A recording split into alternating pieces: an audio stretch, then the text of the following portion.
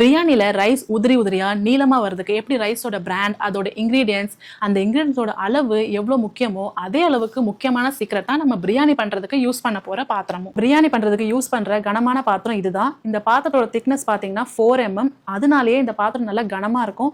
இந்த மாதிரி நீங்க கனமான பாத்திரத்துல பிரியாணி பண்ணீங்கன்னா பிரியாணி எப்பயுமே அடிபிடிக்காம ரைஸ்லாம் உதிரி உதிரியா உங்களுக்கு வரும். பிரியாணி பண்ண நீங்க கனமான பாத்திரம் யூஸ் பண்ணாம மெலிசான பாத்திரம் யூஸ் பண்ணீங்கன்னா மோஸ்ட் ஆஃப் டைம் உங்களுக்கு பிரியாணி அடிபிடிக்க சான்ஸ் இருக்கு. ஒருவேளை நீங்க பிரியாணி பண்றதுக்கு கனமான பாத்திரம் யூஸ் பண்ணலனா தம் போடுறப்போ ரைஸ்க்கு தேவையான தண்ணி எல்லாம் வத்தி பிரியாணியில இருக்கிற ரைஸ் சீக்கிரமா அடிபிடிச்சிடும். இந்த மாதிரி பிரியாணியில அரிசி அடிபிடிக்காம இருக்கிறதுக்கு நீங்க கனம் இல்லாத பாத்திரம் யூஸ் பண்ணீங்கன்னா தம் போடுறப்போ தோசைக்கல்ல வச்சு தம் போடுவாங்க.